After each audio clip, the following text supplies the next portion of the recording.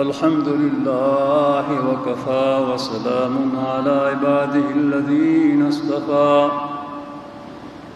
خصوصا على سيدنا ومولانا محمد المصطفى وعلى آله الأزكياء وعلى أصحابه الأصفياء ومن تبعهم بإحسان إلى يوم اللقاء.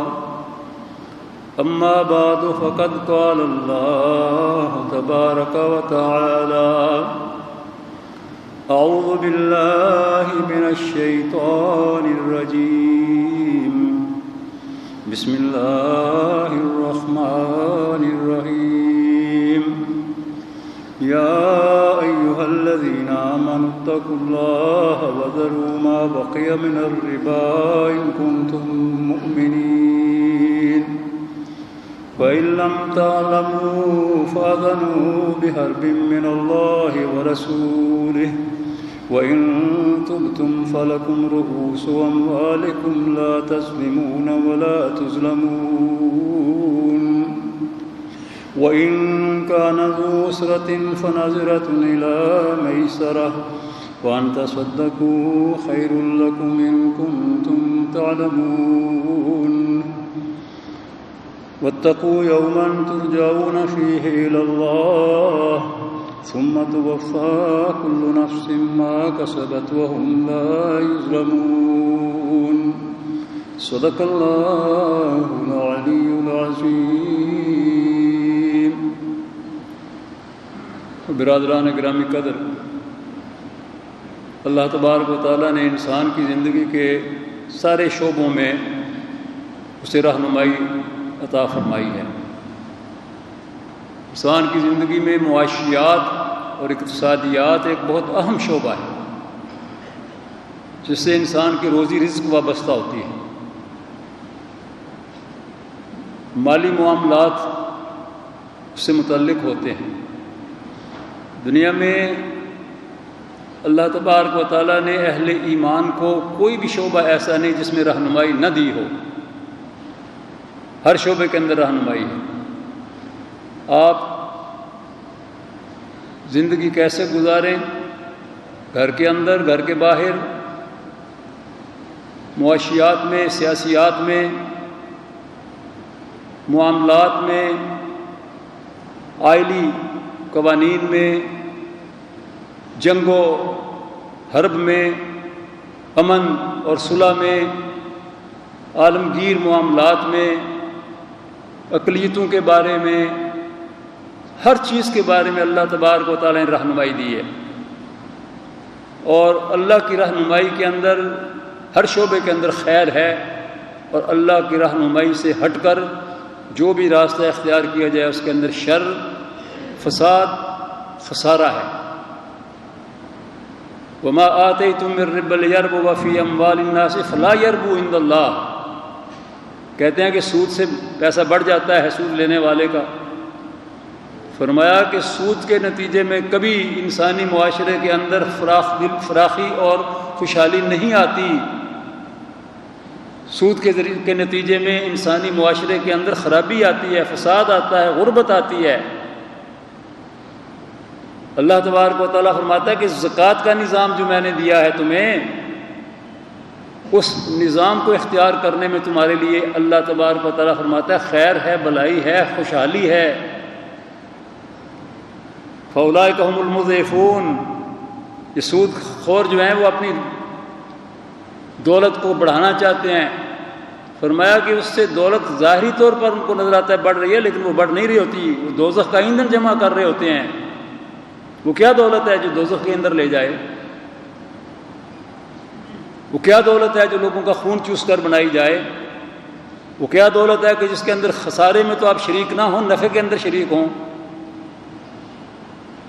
فرمایا کہ زکوٰۃ کا نظام جو ہے اس نظام کے نتیجے میں خوشحالی آتی ہے، اس کے نتیجے میں دولت بڑھتی ہے، اس کے نتیجے میں معاشرے کے اندر لوگوں کی ضروریات پوری ہوتی ہیں.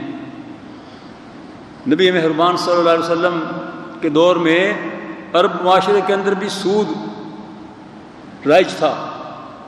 یہودیوں کا تو سارے کا سارا کاروبار دار و مدار سود پر تھا، لیکن عرب مشرکین قبائل کے اندر بھی جو مالدار تھے وہ سود پر اپنی رقمیں دیتے تھے اور غربا سے سود وصول کرتے تھے، اصل رقم بھی لیتے تھے، سود بھی لیتے تھے۔ ان کو نفع ہو یا نقصان ہو، اس سے کوئی غرض نہیں ہے سود خور کو۔ آج بھی بالکل یہی صورت حال ہے۔ تو نبی اکرم صلی اللہ علیہ وسلم نے جب مکہ فتح کر لیا تو حضور صلی اللہ علیہ وسلم نے اس موقع پر بھی فرمایا اور حجۃ الوداع کے موقع پر بھی فرمایا، اور انہی آیات کی روشنی میں فرمایا جو سورہ بقرہ کی آیات میں نے آپ کے سامنے پڑھی ہیں۔ آپ نے فرمایا کہ سود آج کے دن سے حرام ہے، کوئی سودی کاروبار نہیں چلے گا۔ اور یہاں تک بھی کہ نبی اکرم صلی اللہ علیہ وسلم کو کسی نے کہا کہ یا رسول اللہ، نجران کے لوگ کہتے ہیں باقی ساری چیزیں ہم مان لیں گے لیکن سود نہیں چھوڑیں گے۔ تو آپ نے فرمایا جو اسلامی معاشرے کے اندر، اسلامی حکومت کے اندر رہتے ہوئے سودی کاروبار نہ چھوڑے گا، اس کے خلاف ہم جنگ کریں گے۔ یا ایھا الذین آمنوا اتقوا اللہ وذروا ما بقی من الربا، اے لوگوں جو ایمان لائے ہو اللہ کا تقوی اختیار کرو، اور سودی کاروبار جو اس سے پہلے تم نے کر لیا اس کے بعد اب سودی کاروبار کو مکمل طور پر ختم کر دو، توبہ طائب ہو جاؤ اس سے۔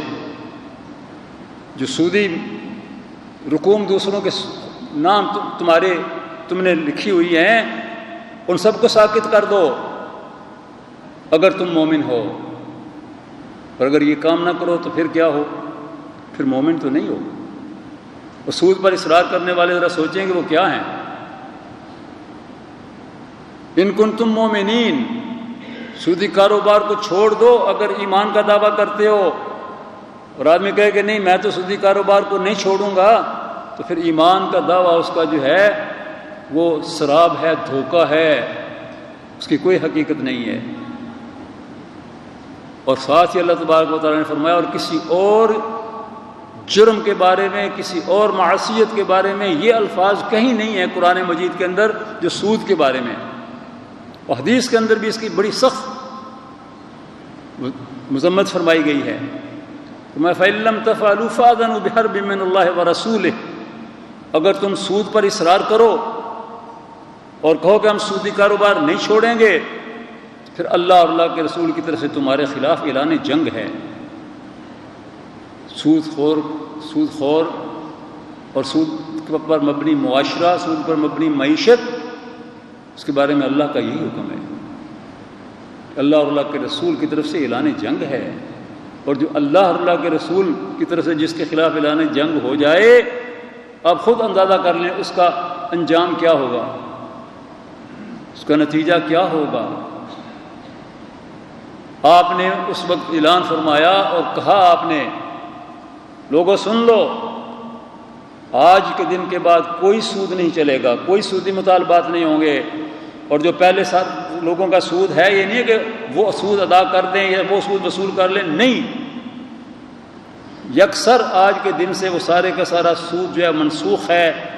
اور میں سب سے پہلے آغاز کرتا ہوں اپنے چچا عباس بن عبد المطلب سے، وہ مالدار آدمی ہیں، انہوں نے لوگوں کو سود پر رقمیں دی ہوئی تھیں، جتنی بھی رقمیں انہوں نے لوگوں کو دی ہوئی ہیں ان کا جتنا بھی سود ہے وہ سارے کا سارا ساقط کر دیا گیا ہے، ایک دھبا ایک دھیلا بھی اس میں سے وہ نہیں لے سکتے۔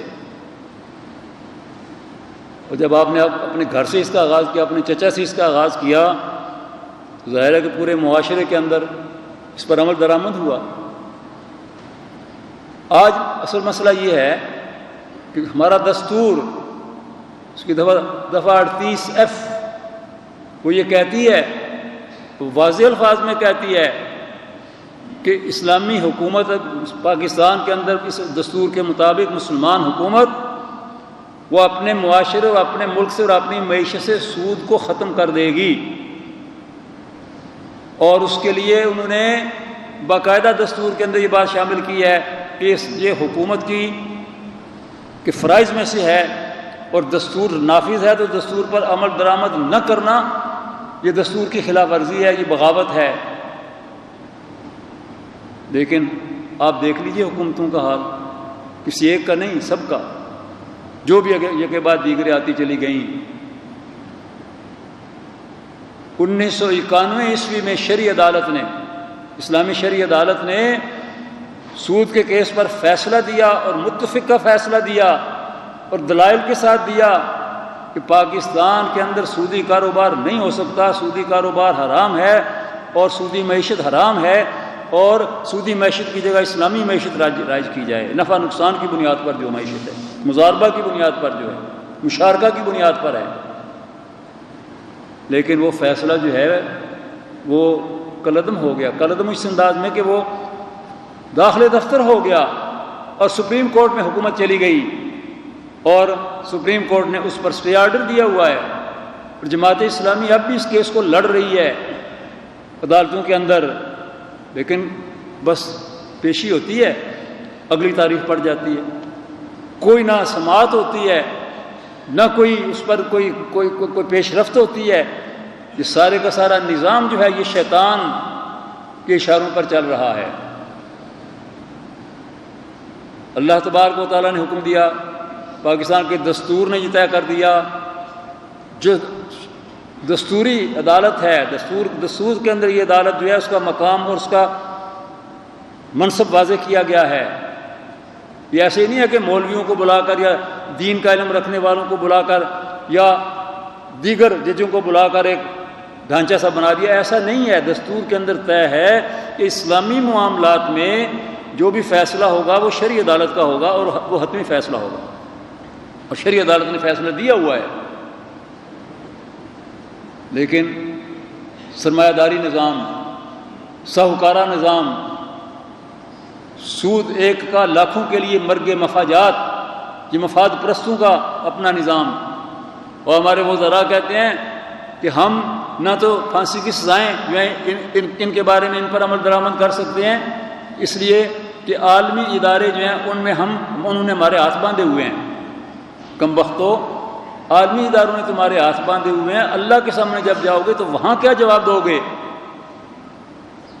ظالم کے ساتھی ہو، مظلوم کے زخموں پر نمک پاشی کرتے ہو، اور سود کی بات ہوتی ہے تو یہی جواب دیتے ہیں کہ جی ورلڈ بینک اور IMF جو ہے وہ ہماری معیشت کو سود کے بغیر قبول نہیں کرتا، وہ قبول نہیں کرتا تو سر تسلیم خم، اللہ اور اللہ کے رسول قبول نہیں کرتے تو ان کو کوئی پرواہ نہیں ہے۔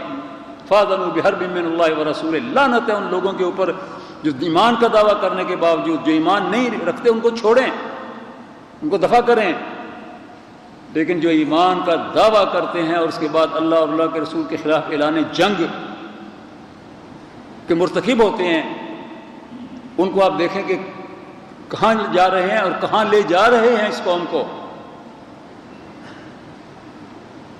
اگر تم سودی کاروبار جو پہلے ہو چکا تھا اب توبہ کر لو تو اللہ تبارک و تعالیٰ صاحب کا گناہوں کے بارے میں اللہ تعالیٰ فیصلہ کرے گا، وہ معاف کرتا ہے یا سزا دیتا ہے۔ تمہیں اصل مال اپنا لینے کی اجازت ہے، لیکن اصل مال کے بارے میں بھی اللہ تبارک و تعالیٰ نے فیصلہ کیا کہ جس غریب کو تم نے سود پر رقم دی ہوئی ہے، اگر وہ بیچارہ تنگ دست ہے تو اس کے گلے پر چھری رکھ کر یہ نہ کہو کہ ابھی میرا اصل ذرا ادا کر، ایسا نہ کرو۔ وَإِنْ كَانَ ذُو عُسْرَةٍ فَنَظِرَةٌ إِلَىٰ مَيْسَرَةٍ، اگر وہ بیچارہ تنگ دست ہے، مجبور ہے، تو اسے مہلت دو یہاں تک کہ اس کا ہاتھ کھلا ہو جائے، اس کے حالات درست ہو جائیں، اور اگر ایسا نہ ہو وَأَن تَصَدَّقُوا خَيْرٌ لَكُمْ، تو صدقہ کرنا تمہارے لیے بہتر ہے۔ مالدارو، دولت مند لوگوں، حضور نے ارشاد فرمایا کہ سب سے بہترین صدقہ وہ ہے جو کسی قرض دار کو دیا جائے کہ وہ قرض سے نجات پا لے۔ اسلامی معاشرے کے اندر قرض دیا جاتا ہے، اس قرض حسن ہوتا ہے، اس پر سود نہیں ہوتا، اور سودی معیشت کے نتیجے میں دنیا کی تباہی ہو گئی ہے۔ دولت چند ہاتھوں میں جمع ہوتی چلی جاتی ہے، اور سروے آتے ہیں، باقاعدہ اس کے اوپر رپورٹس آتی ہیں، لوگوں کے سامنے چھپتی ہیں کہ دنیا کے اندر 100 افراد جو ہیں ان کے پاس کتنی دولت ہے، اور باقی پوری کی پوری آبادی ہے اس کے پاس کتنی دولت ہے، 1000 لوگ جو ہیں ٹاپ کے ان کے پاس کتنی دولت ہے، اور باقی ساری کی ساری انسانی آبادی کے پاس کتنی دولت ہے۔ تو بالکل یہ معلوم ہوتا ہے کہ یہ تعداد میں گنے چنے چند ہزار مگرمچھ ہیں کہ جنہوں نے ساری دولت کے اوپر قبضہ کیا ہوا ہے۔ اپنے ملک کے اندر بھی یہی صورتحال دیکھ لیں آپ، کتنے لوگوں کے پاس کتنی دولت ہے کہ اس کا حساب کتاب ہی نہیں ہے، اور کروڑوں کی تعداد میں لوگ ایسے ہیں بیچارے جو 2 وقت کا کھانا جو ہے مشکل سے فراہم کر پاتے ہیں، اور بعض ایسا بھی نہیں کر پاتے۔ نبی مہربان صلی اللہ علیہ وسلم نے سود کے بارے میں حکم دیا تھا کہ اگر نجران کے لوگ، یا فرمایا کہ کوئی بھی قبیلہ اور کوئی بھی علاقہ اور کوئی بھی قوم سود چھوڑنے پر آمادہ نہ ہو تو اس کے خلاف اعلان جنگ ہے، اس کے خلاف جنگ کی جائے۔ تو جنگ تو اسلامی حکومت نے کی، لیکن جہاں حکومت خود اس کام کے اندر ملوث ہو، اور آپ دیکھ لیجئے صورتحال کیا ہے، ہمارے اوپر جو قرض ہیں، یہ سودی معیشت کا کمال دیکھ لیجئے کہ ہم مزید قرض سودی لیتے ہیں کہ وہ سود کی قسطیں ادا کر سکیں۔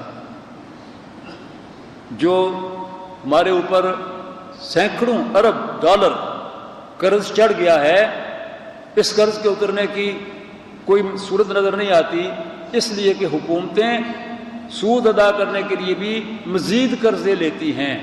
سود گھٹتا نہیں ہے، قرضہ گھٹتا نہیں ہے، وہ بڑھتا چلا جاتا ہے۔ نبی اکرم صلی اللہ علیہ وسلم نے فرمایا کہ جب تمہارے دولت مند لوگ جو ہیں وہ خرچ کریں گے اللہ کے راستے میں، اور تمہارے حکمران وہ تمہارے خیر خواہ اور اچھے لوگ ہوں گے، صاحب کردار لوگ ہوں گے، تو پھر یہ زندگی تمہارے لیے بہتر ہے۔ دنیا میں زندہ رہنا تمہارے لیے سعادت کی بات ہے، عزت کی بات ہے، اور اگر اس کے برعکس معاملہ ہو جائے تو زندگی تمہارے لیے پھر ایک دھبا بن جائے گی، بوجھ بن جائے گی، بن جاؤ گے تم زمین کے اوپر۔ آج ہم بوجھ بنے ہوئے ہیں زمین کے اوپر، آج ہماری صورتحال بہت ہی دردناک ہے، کیفیت بہت ہی دردناک ہے۔ دستور کہہ رہا ہے کہ سود ختم کرو، حکمران کہتے ہیں نہیں کرتے۔ شرعی عدالت کہتی ہے کہ سود حرام ہے، وہ کہتے ہیں کہ اس فیصلے کو داخلے دفتر کر دو۔ 21 سال نہیں بلکہ 21 سال نہیں 40 سال ہو گئے ہیں۔ 91 میں دیا تھا فیصلہ، 20 ہے تو 30 سال ہو گئے ہیں جب یہ فیصلہ ہوا تھا۔ 30 سال سے یہ فیصلہ جو ہے اس پر عمل درآمد نہیں ہو رہا، اور آئندہ بھی کوئی صورت ان حکمرانوں اور اس نظام کے اندر نظر نہیں آتی کہ اس پر عمل درآمد ہو جائے گا۔ لیکن جدوجہد کرنا تو فرض ہے، اپنی بات کہنا تو فرض ہے، عدالتوں کے دروازے کھٹکھٹانا بھی فرض ہے جو ہم کر رہے ہیں۔ عوامی رائے کو اس بارے میں معلومات دینا اور اسے ہموار کرنا اس بات کے لیے کہ وہ سودی نظام کے خلاف اٹھ کھڑے ہوں، یہ بھی فرض ہے۔ دوستو، بھائیو، اللہ تبارک و تعالیٰ نے پاکستان کو کون سی نعمت نہیں دی، لیکن آج اگر ہمارا ایک عام آدمی جو ہے وہ اپنے بچوں کو پیٹ بھر کھانا نہیں کھلا سکتا تو اس کی وجہ کیا ہے؟ اس کی وجہ یہی ہے کہ یہ سودی نظام جو ہے، سود ایک کا لاکھوں کے لیے مرگ مفاجات، سود ایک کا کروڑوں کے لیے مرگ مفاجات۔ ایک سود کھاتا ہے اور کروڑوں اور لاکھوں لوگ جو ہیں ان کے لیے یہ موت کا پیغام لے کے آتا ہے۔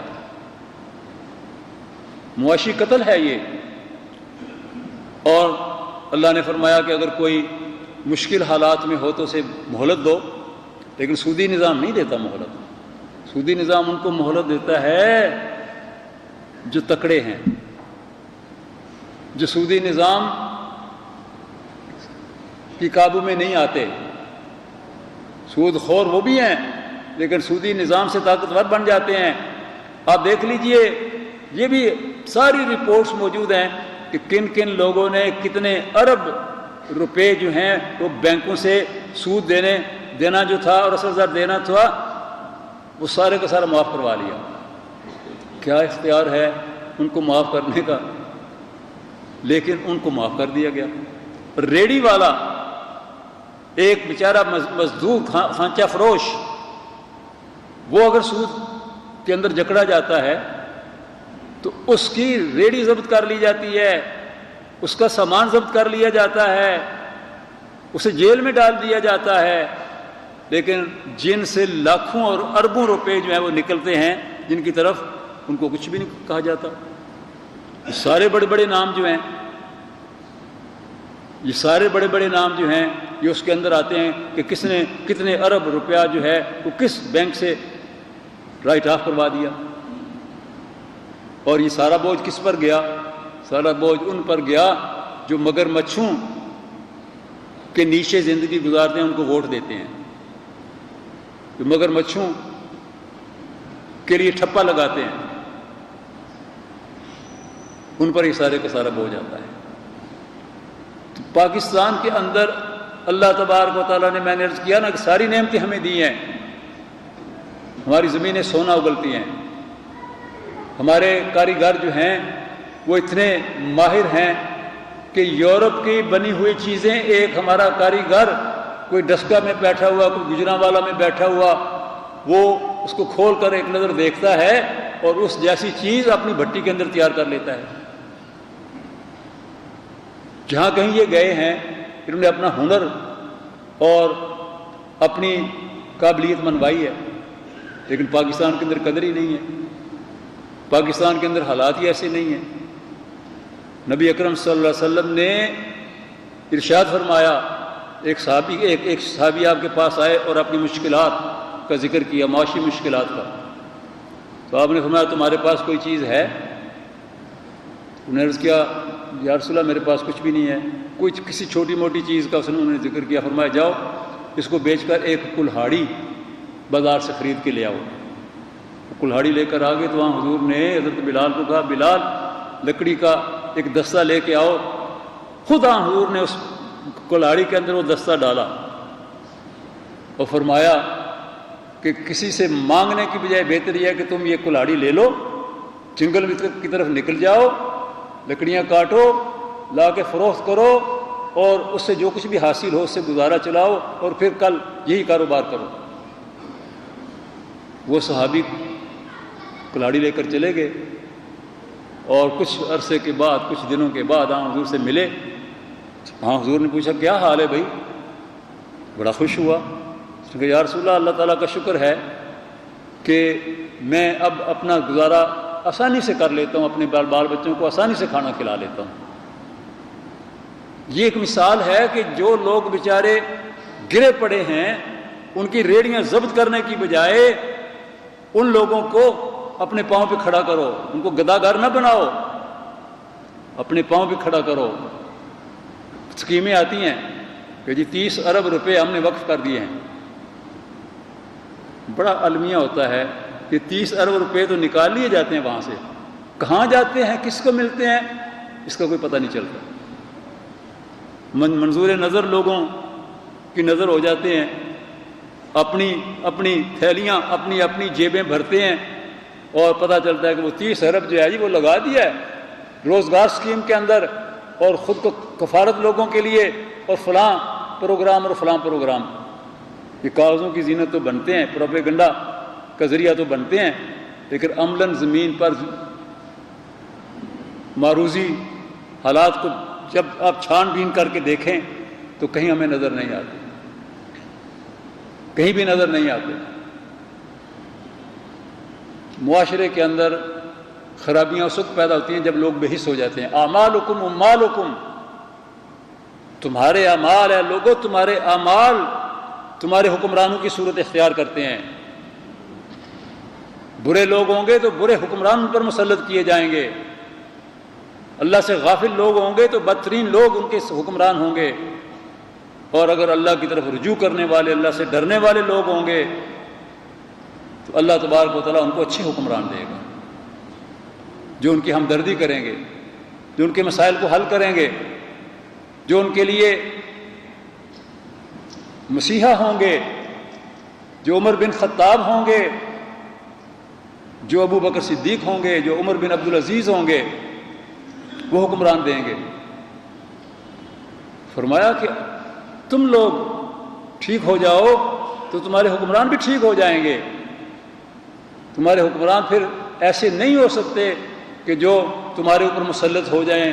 اور آج کل کے دور میں تو یہ بات بالکل واضح ہو گئی ہے. پہلے تو یہ ہوتا تھا نا کہ ایک آدمی اپنی قوت کے بل بوتے پر آ گیا اور اس نے آ کر قبضہ کر لیا اور لوگ بے بس ہو گئے. تو لوگوں کو موقع دیا جاتا ہے. اور یہ الگ بات ہے کہ لوگ اس موقع کو بھی ضائع کرتے ہیں. اور نظام بھی ایسا ہے کہ وہ کرپشن کے ذریعے سے جس کو چاہے اس کو لے آئے. اور کرپشن بھی ایسی کہ وہ لوگوں کو بے بس کر دیتی ہے. یہ موجودہ حکمران جو ہیں جب انتخاب ہوا ہے 2018 کا، تو سچی بات یہ ہے کہ اتنی مثالیں سامنے آئی ہیں اور بالکل واضح اور صاف مثالیں. اس میں جیتے ہوئے آدمی کو ہرا دیا گیا ہے، ہارے ہوئے کو جتوا دیا گیا ہے.